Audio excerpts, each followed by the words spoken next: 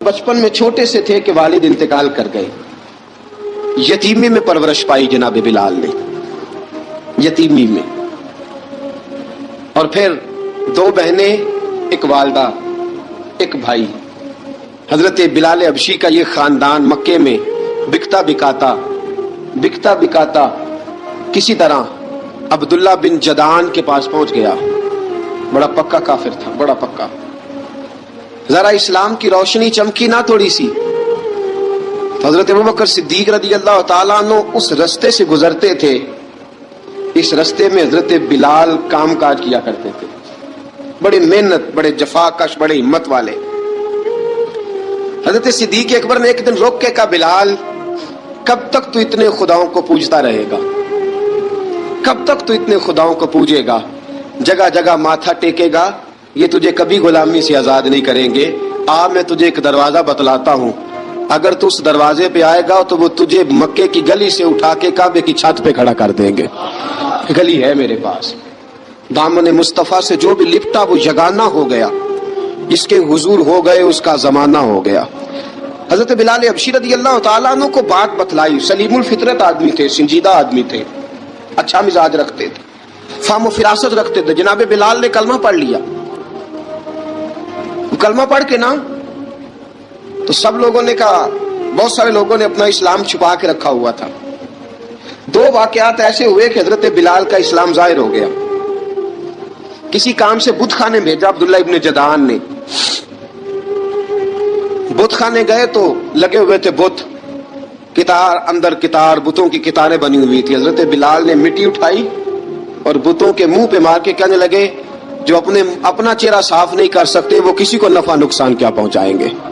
جو لوگ دیکھ رہے تھے انہوں نے آ کے عبداللہ ابن جدعان کو بتایا، کہا تیرا غلام ہے اور تو بہت بڑا سردار بنتا ہے، تیری عزت خاک میں مل جائے گی. کسی کو پتا چل گیا کہ عبداللہ کا غلام مسلمان ہو گیا. عبداللہ بن جدعان نے راتوں رات امیہ بن خلف سے بات کی اور امیہ سے کہا، یار یہ غلام لے لو، مفتی لے لو. بتایا نہیں امیہ کو، بتایا نہیں کہ مسلمان ہو گیا ہے. امیہ نے لے لیا. امیہ بڑا سخت آدمی تھا، بڑی طبیعت میں سختی پائی جاتی تھی. اللہ اکبر. لیکن یہ محبت اور عشق یہ چھپائے چھپتے نہیں، اور مسلمان اپنے اسلام کا اظہار کیے بغیر رہ سکتا. ایک واقعہ اور رونما ہو گیا. حضرت بلال پھر ظاہر ہو گئے. ہوا کیا؟ حضرت عمار بن یاسر رضی اللہ تعالیٰ عنہ، مکے کے سارے کافر کٹھے ہو کے غریب آدمی کو مار رہے ہیں. غریب آدمی کو. جب اندر انسان کے چور ہوتا ہے تو بڑا سے بڑا آدمی بھی بزدل ہو جاتا ہے. جب اندر چور بیٹھ جائے نا تو بڑے سے بڑا آدمی بزدل ہو جاتا ہے، اور جب اندر صفائی ہو تو غریب سے غریب آدمی بھی بہادر ہو جاتا ہے. حق پہ ہونا چاہیے، سچا ہونا چاہیے، پھر بہادر ہو. حضرت عمار بن یاسر رضی اللہ، غریب آدمی، مکے کے سارے سردار مکے کے چوک میں کٹھے ہیں اور ایک دیوار کے ساتھ کھڑا کیا ہوا ہے. حضرت عمار بن یاسر کو کوڑے مار رہے ہیں، زور زور سے کوڑے حضرت عمار بن یاسر رضی اللہ تعالیٰ عنہ کے بدن پہ لگتے ہیں. وجود لہو لہان ہے. حضرت عمار بن یاسر کو پتا تھا کہ بلال بھی مسلمان ہو گئے، لیکن ان کا خیال تھا کہ یہ کسی کو بتلائے نہ تو ہی بہتر ہے. امیہ بن خلف آیا، سخت دھوپ تھی. جب کوڑے مار مار کے تھک گیا نا، ابو جال نے بھی مارا، ابو لہب نے بھی مارا، ابو سفیان نے بھی مارا، ابو البختری نے بھی مارا، اخنس بن شلیق نے بھی مارا. امیہ بن خلف کی باری آئی تو تھک گیا نا مار مار کے. اسے پتا تھا کہ بلال بڑا سخت آدمی ہے، جو کام بھی کہو بلال کر دیتا ہے. امیہ نے کہا بلال سے، کہا بلال ادھر آ. حضرت بلال گئے، کہا یہ کوڑا پکڑ اور اس کو مار. جناب بلال نے کوڑے کی طرف دیکھا، پھر حضرت عمار کی طرف دیکھا. جناب عمار نہ دیوار سے ذرا آگے ہوئے، تھوڑے سے کانپتی ٹانگوں کے ساتھ تھوڑے آگے ہوئے، اور حضرت بلال کے کان میں کہنے لگے، یار 2-4 کوڑے مار لے، میرا کیا ہے، مجھے تو مار پاڑی رہی ہے نا، چل تو نہ اب اظہار نہ کر بیٹھنا، 2-4 کوڑے مار لے. حضرت سیدنا بلال حبشی نے نظر اٹھائی. جب پتا ہونا کہ سامنے آگ ہے اس میں کودنا بڑا مشکل کام ہے. جب پتا ہونا سامنے دریا ہے اس میں چھلانگ لگانا بڑا مشکل ہے. موت نظر آ رہی ہو تو اس طرف قدم اٹھتے نہیں. حضرت بلال کو پتا تھا یہ سارے کٹھے ہیں اور مجھے بھی ماریں گے. کوڑا دیا ہے اور اسلام اجازت دیتا ہے رخصت کی. آپ کی گن پٹی پہ کسی شخص نے پسٹل رکھ دیا اور اس نے کہا کہو کہ میں کافر ہوں تو اجازت ہے، کہہ دو، جان بچاؤ۔ اسلام اجازت دیتا ہے، لیکن سیدنا بلال، حضرت بلال رضی اللہ تعالیٰ عنہ، حضرت بلال حبشی رضی اللہ تعالیٰ عنہ نے حضرت عمار بن یاسر نے کہا یار تو 2-4 کوڑے مار لے لیکن اپنا آپ بچا۔ حضرت بلال کہنے لگے ٹھیک ہے، حضرت بلال کہتے ٹھیک ہے میں 2-4 کوڑے مار لیتا ہوں لیکن اپنا آپ بچا لیتا ہوں۔ اب جلدی سے امیہ بن خلف چلایا، کہنے لگا تجھے کہا کوڑا مار، پکڑ کوڑا۔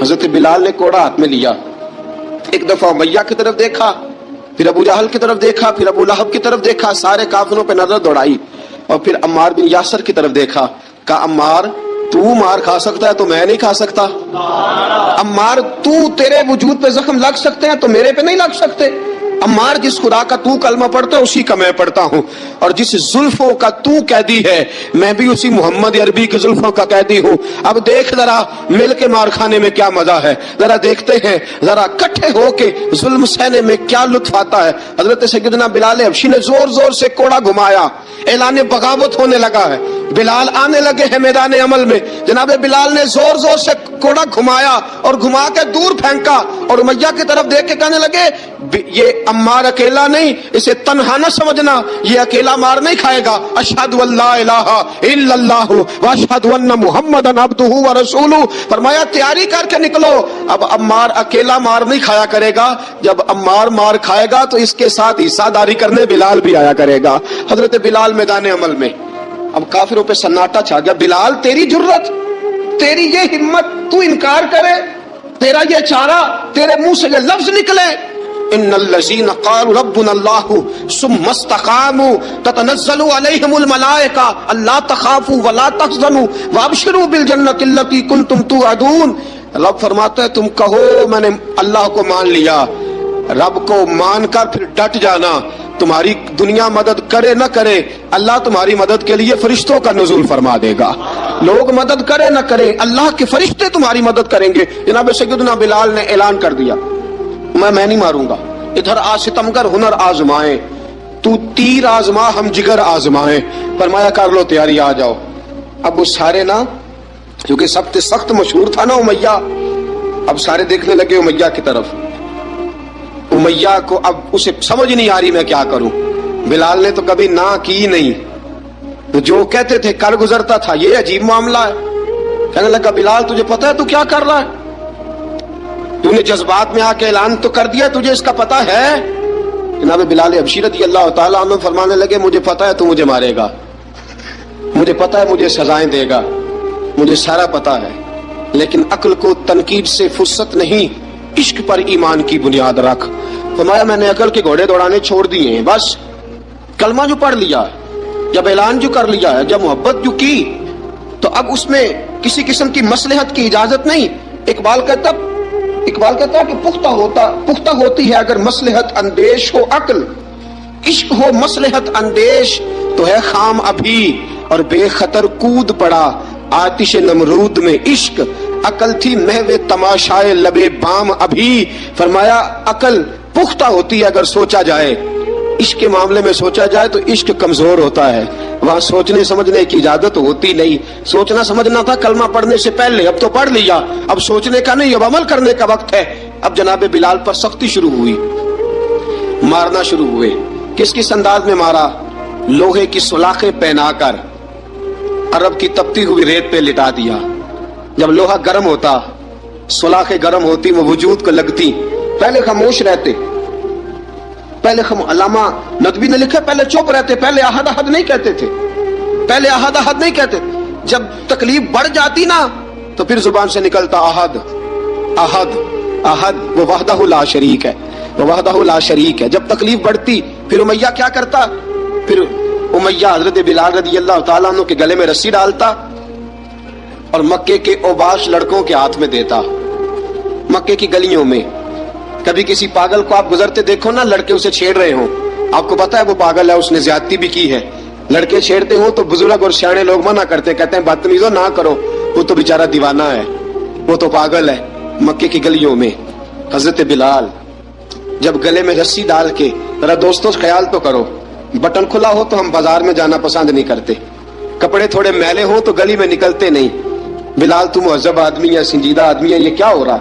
हजरत बिलाल के गले में रस्सी डाल के ना जब मक्के की गलियों में वो नौजवान दौड़ाया करते थे, हजरत बिलाल रदी अल्लाह ताला अन्हु के करीब से गुजरते तो गुजरने वाले भी अजीब बात करते। कोई कहता जरा और कलमा पढ़, कोई कहता बुलाब अपने खुदा को तुझे बचाए, कोई कहता बिलाल तुझे क्या जरूरत पड़ी थी ये सारा कुछ करने की। एक आदमी आया, कहने लगा बिलाल अगर तेरा रब सच्चा है, तेरे रसूल सच्चे हैं, फिर तुझे बचाते क्यों नहीं? फिर तुझे बचाते क्यों नहीं? जब तू इतना मुखलिस मोमिन है और इतना तेरे अंदर खुलूस पाया जाता है तो वो आते क्यों नहीं तेरे दिफा के लिए? वो तेरे लिए ढाल क्यों नहीं बनते? हज़रत बिलाल हबशी का जवाब बड़ा जबरदस्त था। जनाब बिलाल कहने लगे मैं मुखलिस तो हूँ, मेरा रब कादर भी है, लेकिन फरमाया जब तुम जाते हो ना बाजार में बर्तन खरीदने, मिट्टी का बर्तन लेना हो तो जरा ठोक बजा के चेक करते हो कच्चा है कि पक्का है। फरमाया रब रसूल भी जरा ठोक बजा रहे हैं कच्चा है कि पक्का है।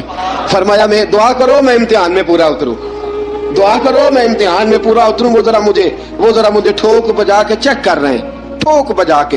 हजरत बिलाल हबशी मारा सताया तेनू लब दिया आप गवाचे, सानू अपनी खबर न कोई, साथों पारे कख गलियां दे, सानू आख दे लोग शुदाई, नंग नमूस दा साड़ के झोला, गल पहने ताज गदाई, आजम अपना आप गवाया ता यार ने चाती पाई।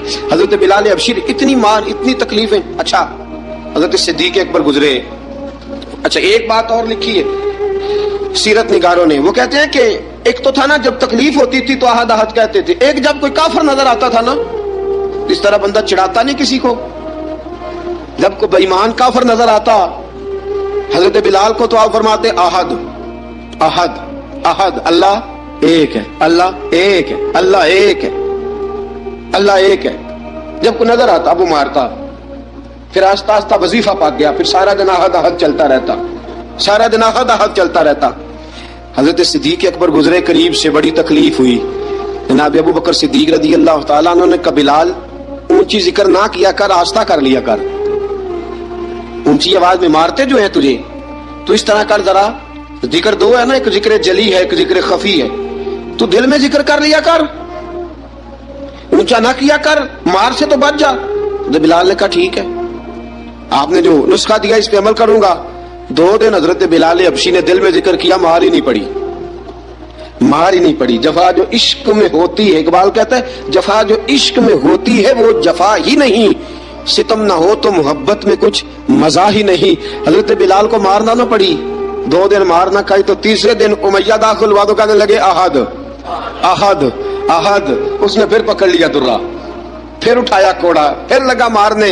जनाब हजरत बिलाल हबशी रदी अल्लाह ताला अन्हु को मार पड़ रही है। जनाब सिद्दीक अकबर गुजरे, कहा बिलाल तुझे मना किया था, तू फिर शुरू हो गया है। कहा हुजूर आहिस्ता जिक्र करने में मजा ही नहीं आता, ये मुझे मारते नहीं, किसी को क्या पता चलेगा कि बिलाल पे सख्तियां हो रही हैं। हजरत बिलाल हबशी। अब सैयदना सिद्दीक अकबर फरमाते हैं कि रसूल पाक गुजरे, बिलाल को मार पड़ रही थी, मेरे हबीब पाक की आंखों में आंसू आ गए। बेखबर हो जो गुलामों से वो आका क्या है, हुजूर की आंखों में आंसू। और हुजूर ने दुआ फरमाई, कहा या अल्लाह मेरे बिलाल को निजात दे दे, या अल्लाह मेरे बिलाल को निजात दे दे। रसूल पाक ये कह के गुजर गए। एक कोने में, हरम शरीफ के कोने में बैठ के रसूल पाक रो रहे हैं। जनाब सिद्दीक अकबर ने कहा हुजूर क्या हुआ? फरमाया अबू बकर सोच रहा हूं खुदा अगर मुझे पैसे दे तो मैं बिलाल को खरीद लूं, अगर रब पैसे दे तो खरीद लूं, सोच रहा हूं। जनाब अबू बकर सिद्दीक घर गए, घर जाके हजरत अब्बास को भेजा, कहा उमैया मेरा मुखालिफ है, मुझसे वो बात नहीं करेगा, आप जाइए, आप जाके कहिए बिलाल को बेच डाले। हजरत अब्बास ने जाके कहा बिलाल को बेच दो। कहने लगा मेरी कीमत बहुत ज्यादा है, 50 दिनार का मैंने खरीदा है और मैं मुनाफा लेके बेचूंगा। हजरत अब्बास ने आकर जनाब सिद्दीक अकबर को बताया तो अबू बकर सिद्दीक फरमाने लगे चल मुझे साथ ही ले जा, देख लेते। पहुंचे, जब अबू बकर सिद्दीक को आते देखा ना तो चिढ़ गया, कहने लगा अबू बकर अगर तू बिलाल को खरीदना चाहे तो वो जो तेरे पास रूमी गुलाम है वो मुझे देना पड़ेगा, 2 लौंडियां उसके साथ देनी पड़ेगी, और ये 50 दिनार का है, मैं तुझसे 2000 दिनार लूंगा, 50 दिनार का है 2000 दिनार लूंगा। हजरत सिद्दीक अकबर रज़ी अल्लाह ताला अन्हु ने फरमाया मुझे मंजूर है, मुझे मंजूर है, मंजूर है मुझे। अबू बकर सिद्दीक ने वो तीनों गैर मुस्लिम غلام لیے, 2000 دینار لیے. حضرت عباس نے بھی کلمہ نہیں پڑھا تھا. کہنے لگے ابو بکر تو کامیاب تاجر ہے, کیا کرنے لگے ہو؟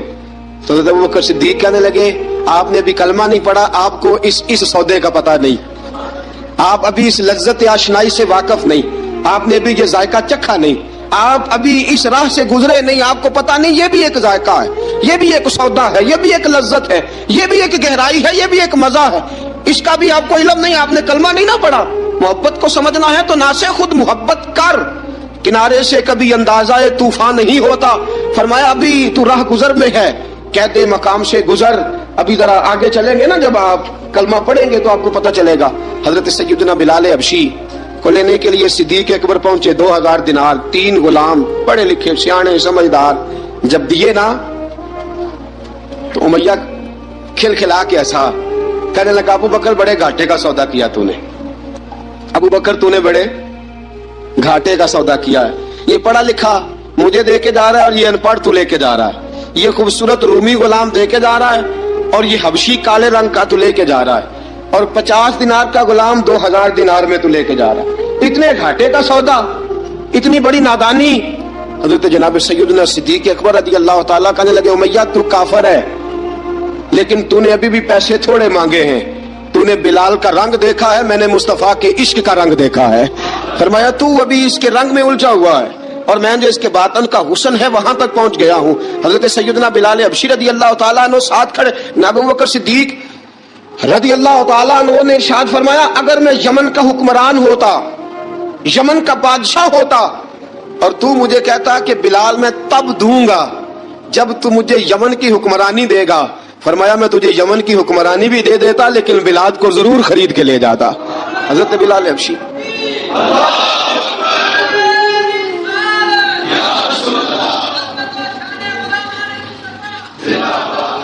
جناب سیدنا بلال حبشی, حضرت سیدنا ابو بکر صدیق فرماتے ہیں جب میں بلال کو لینے گیا تو حال پتہ کیا تھا, ادھر دیکھیے گا.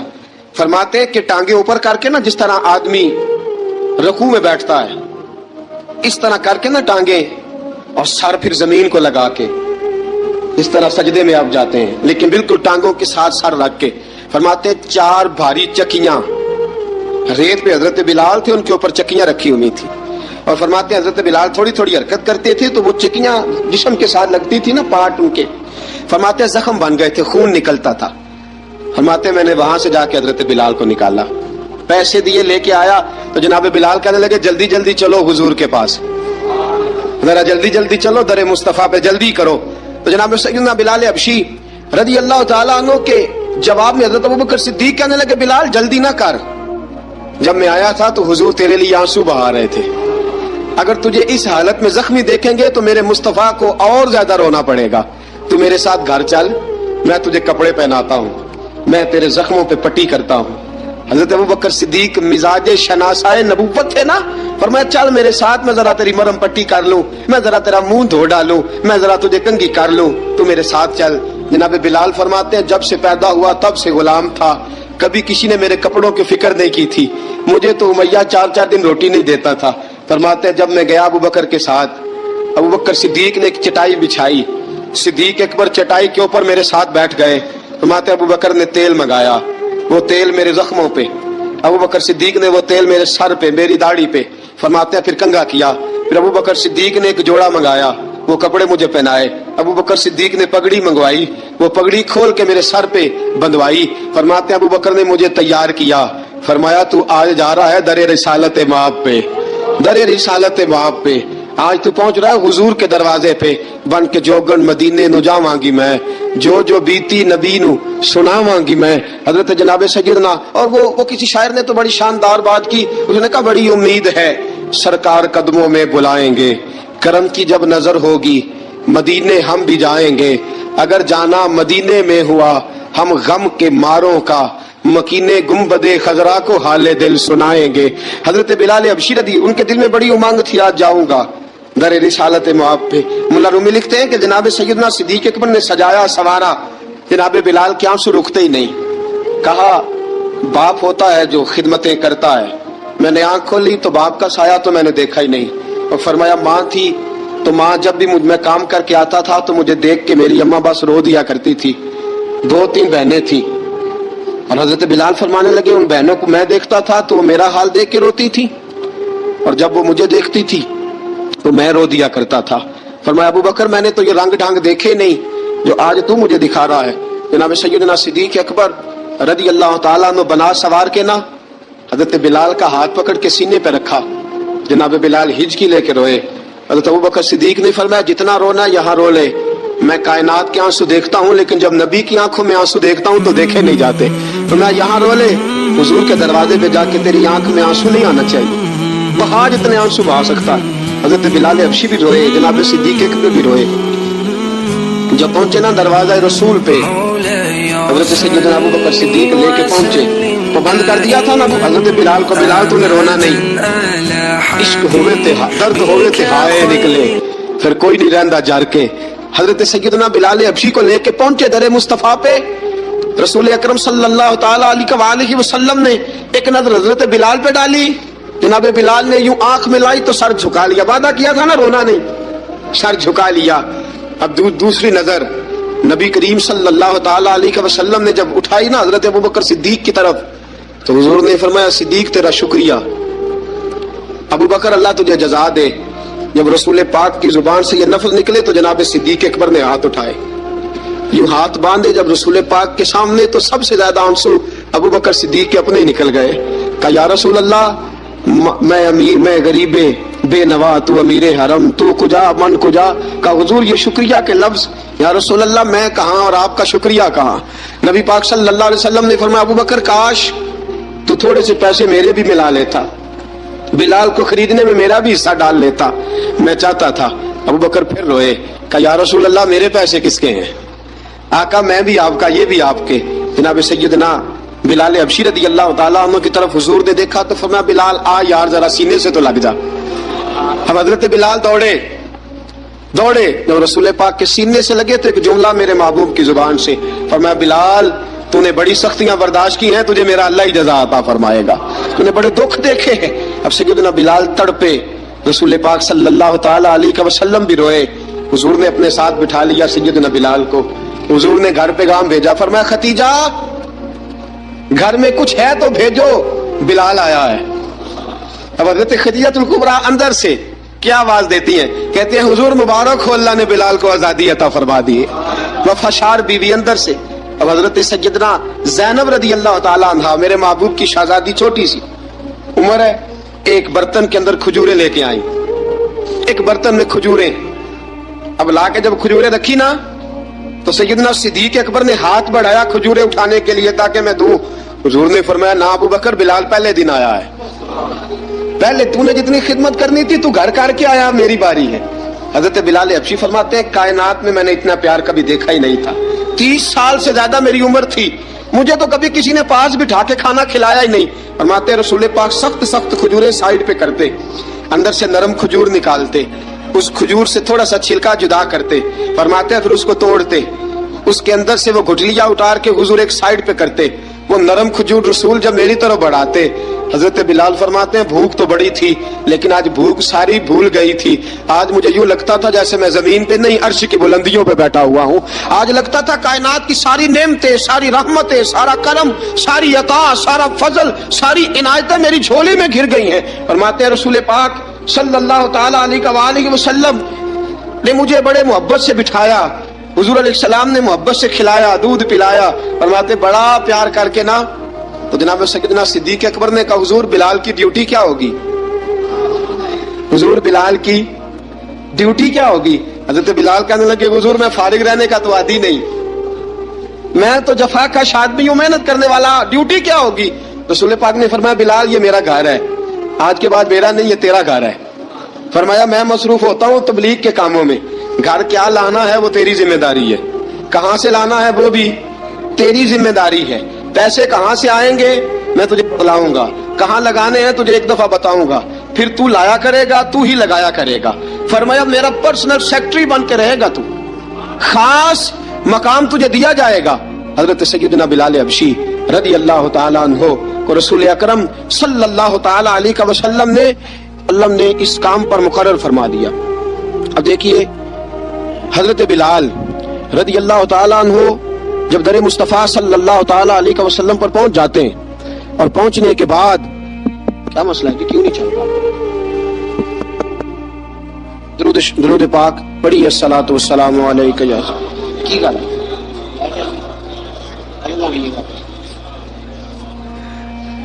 میں یہ گزارش کر رہا تھا کہ حضرت بلال حبشی رضی اللہ تعالیٰ عنہ کو رسول پاک نے یہ ڈیوٹی عطا فرما دی. اب پتہ کیا ہوتا، حضرت پردے کی آیتیں تو ابھی آئی نہیں تھی. حضرت بلال رضی اللہ تعالیٰ عنہ رسول پاک کے ساتھ نکلتے تبلیغ کے لیے، کسی کام کے لیے، سودا صرف لاتے بازار سے. یہ مکے کے دنوں کی بات ہے، مکے کے دنوں کی. سودا صرف بازار سے لاتے. اب 4 بیٹیاں تھی حضرت خدیجہ الکبریٰ کی، گھر کے کام کاج ہوتے تھے. جب ذرا فارغ ہوتے دروازے پہ دستک دیتے. حضرت خدیجہ فرماتی بلال تو آ گیا ہے. وہ دستک سے پہچانتی ہے کہ بلال کے دستک ہے. بلال آ گیا ہے. کہا اماں جی میں سارے کام کاج باہر کے ختم کر آیا ہوں، گھر کا کوئی کام ہے تو ذرا مجھے بتاؤ. آپ فرماتی گھر کے کام ہے پر میں کر رہی ہوں. اب حضرت بلال کلنا شروع کرتے. یہ ہے محبت. آج اگر ہم کہیں خادم ہو بھی نہ تو بہانے ڈھونڈتے پھرتے ہیں فارغ ہونے کے. حضرت بلال فرماتے آپ نے چکی پیس لی ہے، گھر میں جھاڑو دے لیا ہے، بچوں کے لیے دودھ آ گیا ہے، بکریوں کا دودھ دھو لیا گیا ہے. ایک ایک کام پوچھتے ہیں. حضرت خدیجہ الکبریٰ فرماتی یہ بھی ہو گیا، یہ بھی ہو گیا، چکی رہ گئی ہے پیسنے والی. فرماتے ذرا دروازہ کھول دو میں پیس ڈالتا ہوں. حضرت بلال گھر کی چکی پیستے، گھر کے کام کاج کرتے. ایک دن نہ دار ارقم میں رسول پاک تھے تو باہر سے کچھ شورش ہوئی. حضرت بلال حبشی کہنے لگے حضور ایک نیزہ نہیں منگوا دیتے مجھے؟ ایک نیزہ.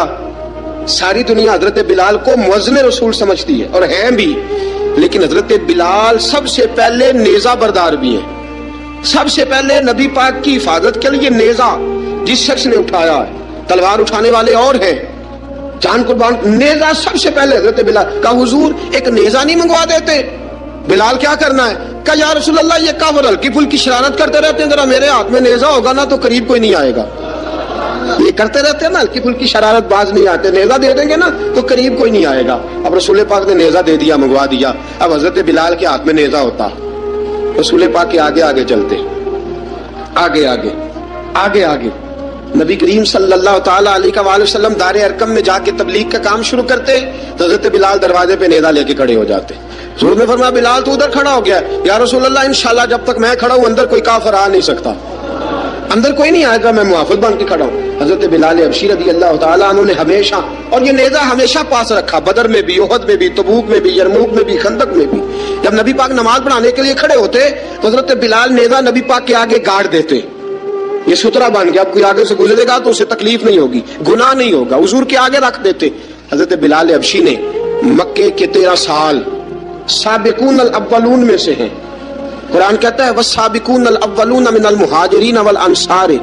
فرمایا وہ جو پہلے سبقت لینے والے ہیں نا مہاجر اور انصار، پہلے جنہوں نے سب سے پہلے کلمہ پڑھا وہ مہاجر اور انصار جنہوں نے پہلے کلمہ پڑھا. اور فرمایا والذین اتبعوہم بإحسان، اور وہ جنہوں نے احسان کے ساتھ ان کی پیروی کی، رضی اللہ عنہم ورضوا عنہ. فرمایا وہ اللہ سے راضی ہیں، اللہ ان سے راضی ہے. اللہ انہیں جنت میں داخل کرے گا جس کے نیچے نہریں بہ رہی ہیں. ذالک الفوز العظیم. فرمایا یہ بہت بڑی کامیابی ہے، پہلے کلمہ پڑھ لینا. حضرت بلال سابقون الاولون میں سے، پہلے کلمہ پڑھنے والے لوگوں میں سے. جناب سیدنا بلال حبشی رضی اللہ تعالیٰ عنہ نے پوری دلیری کے ساتھ کام کیا. اب آ گیا وقت ہجرت کا. رسول پاک صلی اللہ تعالیٰ علیہ وسلم نے حضرت بلال کو فرمایا بلال تو ہجرت کر جا مدینے کی طرف، چلا جا. حضرت بلال نے عرض کی حضور میں غلام ہوں، خادم ہوں، ہر حکم ماننا میری ڈیوٹی ہے، لیکن ایک عرض کرنی ہے صرف. حضور نے فرمایا بلال کرو. کہا یا رسول اللہ آپ مدینے آئیں گے نا؟ آپ آئیں گے مدینے؟ رسول پاک صلی اللہ علیہ وسلم اس کو راہ پڑے. فرمایا ہاں میں بھی آؤں گا. کہا حضور بس ٹھیک ہے، بتائیں کب جانا ہے، بس اتنی سی بات ہے. آپ آئیں گے نا؟ حضور نے فرمایا آؤں گا. کہا ٹھیک ہے بتائیں کب جانا ہے. سرور کون مکان سیاح لا مکان صلی اللہ تعالیٰ علیہ وسلم نے فرمایا بلال یہ 16 مرد عورتوں بچوں پر مشتمل 16 لوگوں پر مشتمل یہ قافلہ ہے. اس قافلے کے اوپر تجھے میں امیر مقرر کرتا ہوں، تو ان کو لے کے جائے گا مکے سے مدینے. 250 کلومیٹر کا سفر، 250 میل کا سفر. حضرت بلال حبشی رضی اللہ تعالیٰ عنہ قافلے کے امیر بن کے، سخت گرمی کا موسم، حضرت بلال کے ہاتھوں میں تلوار ہے، ایک ہاتھ میں نیزہ ہے، ایک ہاتھ میں تلوار ہے. تیر آپ نے پیچھے باندھ رکھے ہیں پشت پہ. اور آپ لے کے جا رہے ہیں، کبھی قافلے کے آگے، کبھی پیچھے، کبھی دائیں کبھی بائیں، وہ عورتیں اور بچے ذرا پریشان ہوتے تو حضرت بلال فرماتے پریشان ہونے کی ضرورت نہیں، ہمیں مصطفیٰ کریم نے بھیجا ہے، ہمیں نبی اکرم صلی اللہ علیہ وسلم نے بھیجا، میرا یقین بڑا مضبوط ہے اور میں نبی پاک صلی اللہ علیہ وسلم نے بھیجا، فکر نہ کرو چلو۔ اب یہ قافلہ جا رہا ہے، حضرت بلال حبشی نے بخیر و عافیت سپہ سالار بن کر اس قافلے کو پہنچایا مدینے میں۔ اب مدینے پہنچا کے سارے لوگ مدینے والے مدینے میں لگ گئے اپنے اپنے کام۔ حضرت بلال پہلے دن ہی آ کے مدینہ منورہ سے باہر سرحد پہ کھڑے ہو گئے۔ کہا بلال ادھر کیا کر رہے ہو؟ کہا وعدہ کیا تھا یار نے آؤں گا دن ڈلے، نبی پاک علیہ السلام نے وعدہ فرمایا تھا میں آؤں گا، اب میرا تو کام ہے نبی پاک کا انتظار کرنا، استقبال کرنا۔ حضرت بلال روز انتظار کرتے، رسول پاک تشریف لے آئے، حضور حکم کیا ہے؟ فرمایا مسجد بنانی ہے، مسجد قباء بن رہی ہے، تو سب مزدوروں سے زیادہ کام حضرت بلال نے کیا۔ مسجد نبوی کی تعمیر شروع ہوئی تو سب سے زیادہ کام حضرت بلال نے کیا، مسجد بن گئی۔ اب جناب اذان کا معاملہ شروع ہو گیا، مسلمانوں کو نماز کے لیے کیسے بلائیں؟ ایک صحابی کہنے لگے حضور ہم اوپر آگ جلایا کریں گے، جب آگ جلے گی تو لوگوں کو پتہ چلے گا نماز کا وقت ہو گیا۔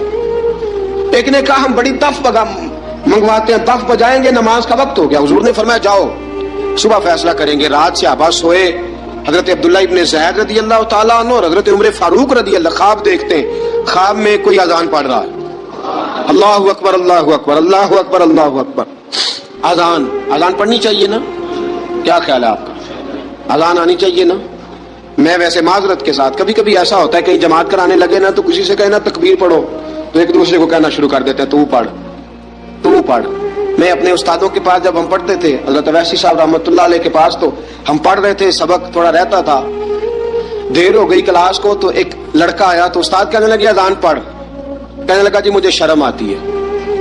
تو استاد فرمانے لگے یار میں تو بڑا بشرم ہوں، 40 سال ہو گئے اذانیں پڑھ رہا ہوں، تمہیں شرم آتی؟ بڑا بے شرم ہوں، 40 سال سے اذان۔ کہنے لگا نہیں جی وہ والا معاملہ نہیں۔ فرمانے لگے یار گالی نکالتے وقت شرم آنی چاہیے، کسی کو برے لفظوں سے یاد کرتے وقت، کسی کا گلہ کرتے وقت، غیبت کرتے وقت، چغلی کرتے وقت، جھوٹ بولتے وقت، دغا اور فریب اور فراڈ کرتے وقت شرم آنی چاہیے، تجھے اذان دیتے وقت شرم آ رہی ہے؟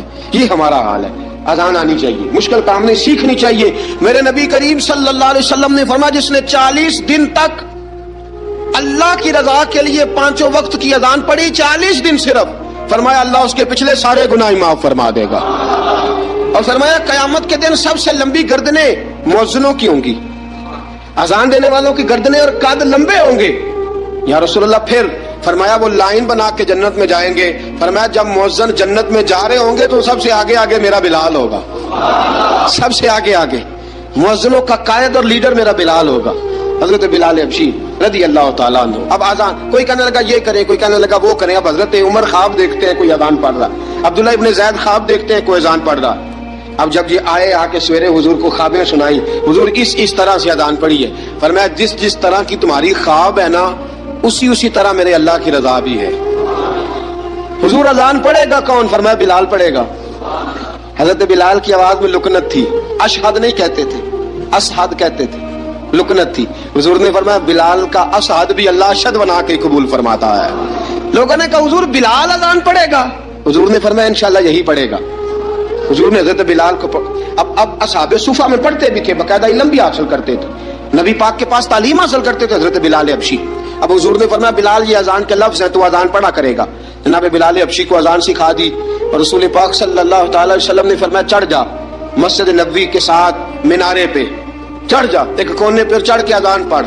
اب حضرت بلال حبشی رضی اللہ تعالیٰ عنہ نے سب سے پہلی اذان تاریخ میں پڑھی، سب سے پہلی اذان 2 مرتبہ حضرت بلال اذان نہیں پڑھ سکے جب تک رسول پاک موجود ہے، 2 مرتبہ۔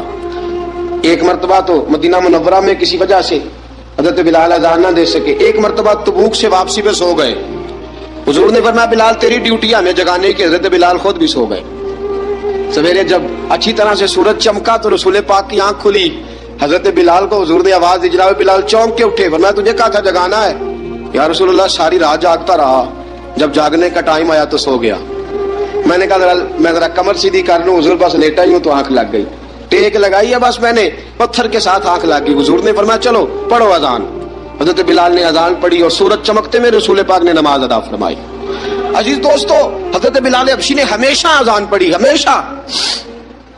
نبی کریم صلی اللہ تعالی علیہ وسلم کے صحابہ ایک دن حضرت بلال سے کہنے لگے بلال تو ساری زندگی اذان پڑھتا رہا، مزہ کب آیا اذان پڑھنے کا؟ مزہ کب آیا؟ حضرت بلال کہنے لگے ایک اس دن جس دن مجھے حضور نے اذان سکھائی تھی، بڑا لطف آیا تھا حضور سے اذان سیکھنے کا، اور فرمایا ایک اس دن مجھے مزہ آیا جب میں نے کعبے کی چھت پہ کھڑے ہو کے اذان پڑھی ہے۔ حضرت بلال فرماتے ہیں سارے کافر زمین پہ کھڑے تھے گردنیں جھکائے، اور میرے مصطفیٰ کریم جب کسوا نامی اونٹنی پہ بیٹھے تھے نا اور میں اذان دے رہا تھا تو میں آج بڑا راضی تھا، میں کہہ رہا تھا یا اللہ کیا بات ہے، آج تو نے میرے حبیب کو کتنی عزتوں سے نوازا ہے۔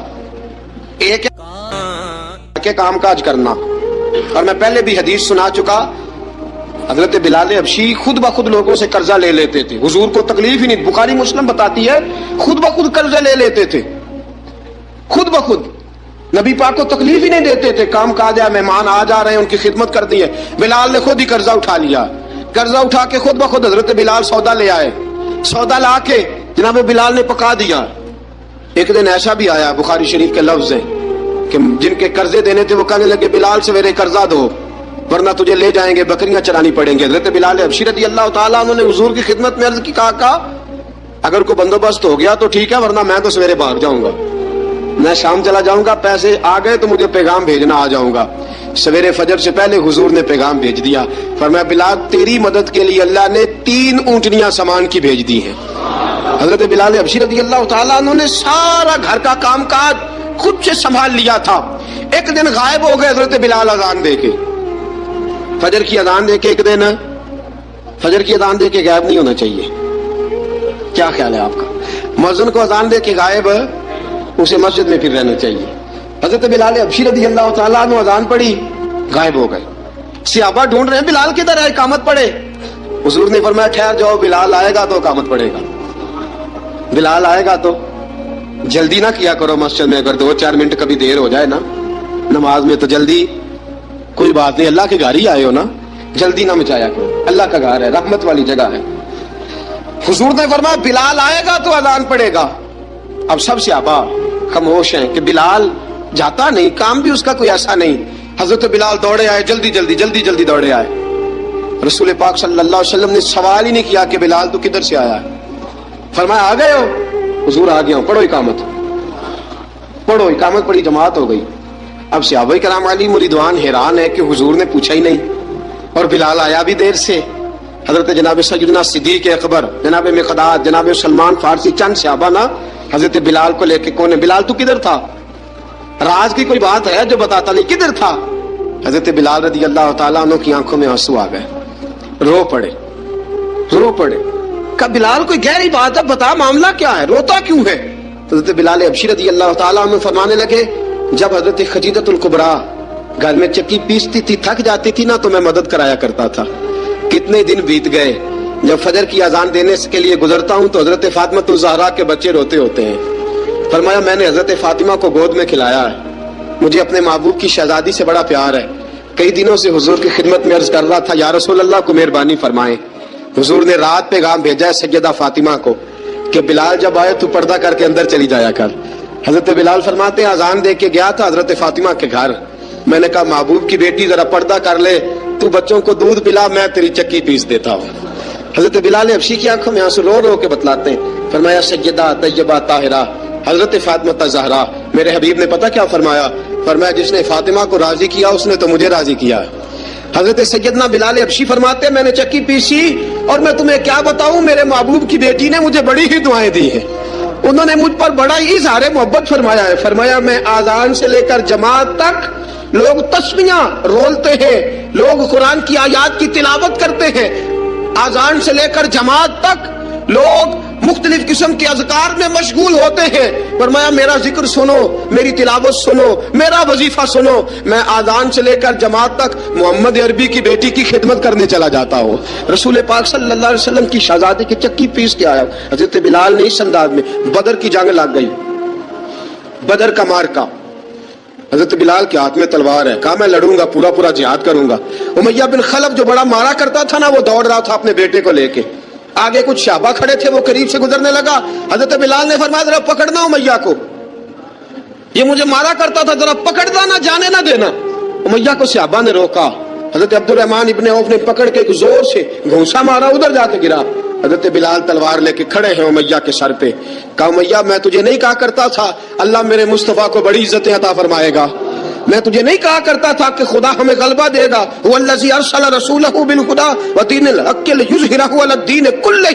میں نہ کہا کرتا تھا کہ اللہ اس دین کو ہر دین پہ غلبہ دے گا، اور میں دیکھ اللہ نے ہمیں عزت دے دی، دیکھ تو ذلیل کر دیا گیا۔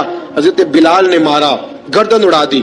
حضرت ابوبکر صدیق پیچھے دیکھ رہے تھے، دوڑے ہوئے آئے، کہا بلال مبارک ہو، بلال مبارک ہو، آج تو تیرے سارے بدلے پورے ہو گئے۔ حضرت بلال نے سجدہ شکر ادا کیا۔ میرے دوستو، بڑی باتیں ہیں جناب بلال کی کرنے والی۔ یہ وقت ساتھ نہیں نہ دیتا کسی کا، یہ رک جاتا ہے، یہ کہتا ہے کہ بس اب رک جاؤ، وقت ہو گیا آگے گزرنے کا۔ حضرت بلال حبشی رضی اللہ تعالیٰ عنہ رسول پاک کا وصال ہوا نا، حضرت بلال نے منہ سے لفظ ہی کوئی نہیں ادا کیا۔ کسی نے اپنا دکھڑا کسی انداز میں سنا لیا۔ حضرت عمر نے کہا، جس نے کہا حضور وصال کر کے گردن اڑا دوں گا۔ حضرت عثمان غنی نے کہا خبردار کوئی مجھے آ کے نہ بتائے کہ مصطفیٰ وصال کر گئے۔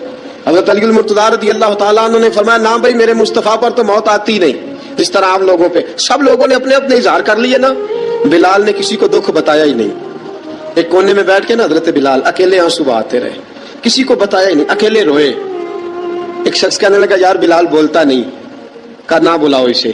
عصر کی نماز کا وقت ہوا نا، تو وہ بلال جو کعبے کی چھت پہ بغیر سیڑھیوں کے چڑھ گیا تھا، وہ بلال جو کعبے کی چھت پہ بغیر کسی سہارے کے چڑھ گیا تھا، اس بلال کو کہا کہ بلال چل ذرا آذان پڑھ، مسجد کی چھت پہ چڑھ جا۔ حضرت بلال کئی بار چڑھے اور کئی بار گرے، کئی بار چڑھے اور کئی بار گرے۔ حضرت بلال حبشی رضی اللہ تعالیٰ نے آواز دی، کہا سلمان میری مدد کرنا، میری مدد کرنا، اب مجھ سے چڑھا نہیں جاتا، اب مجھ سے جایا نہیں جاتا۔ جناب سلمان فارسی نے بھی سوال نہیں پوچھا کہ بلال تو بیمار ہے، یہ نہیں پوچھا۔ حضرت بلال کو دو چار صحابہ نے اٹھایا، چھت پہ پہنچایا، بلال نے اذان شروع کی۔ جب کہا اللہ اکبر اللہ اکبر، وہ آواز جس میں بڑا سوز ہوتا تھا، بڑی درد، بڑی بلندی ہوتی تھی، بڑا جوش خروش ہوتا تھا، آج وہ آواز دب گئی۔ جب بلال نے کہا نا اشہد ان لا الہ الا اللہ، حضرت بلال رضی اللہ تعالیٰ عنہ نے تھوڑی دیر روک کے سانس لیا۔ جب کہا نا اشہد ان محمد الرسول اللہ، جو سارے چپ کھڑے تھے نا، ان میں سے ایک بابا رو پڑا جس کا نام ابوبکر صدیق تھا۔ جب حضرت ابوبکر صدیق کی آنکھ میں آنسو آیا تو حضرت بلال چھت کے اوپر زمین پہ گرے، زمین پہ گرے اور کہا ابوبکر یہ ڈیوٹی کسی اور کی لگا دے، یہ ڈیوٹی کسی اور کی لگا دے، اب میری روح اجازت نہیں دیتی، مصطفیٰ کریم کے بعد مجھ سے اذان نہیں پڑھی جائے گی۔ آپ نے واقعہ سن رکھا ہے کہ ایک بار صحابہ نے بلایا، دوبارہ آئے، حضور خواب میں ملے، کہا بلال تو آتا کیوں نہیں؟ بلال چھوڑ کے چلے گئے تھے، فرمایا اب میرا یہاں دل نہیں لگتا۔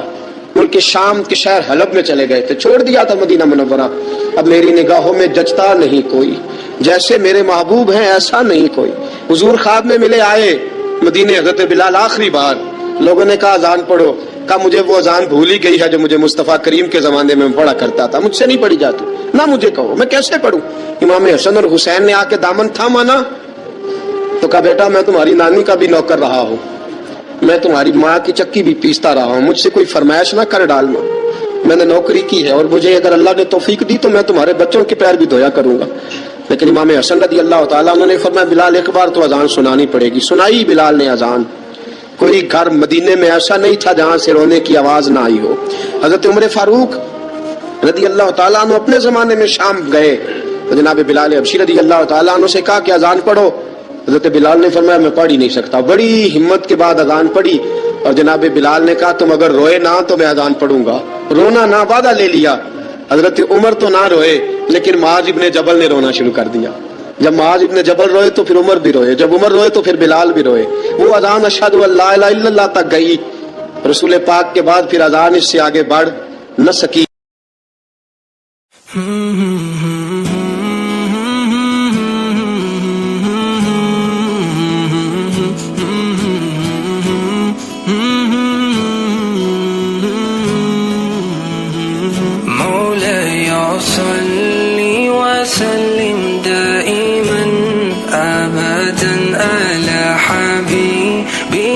خير الخلق كل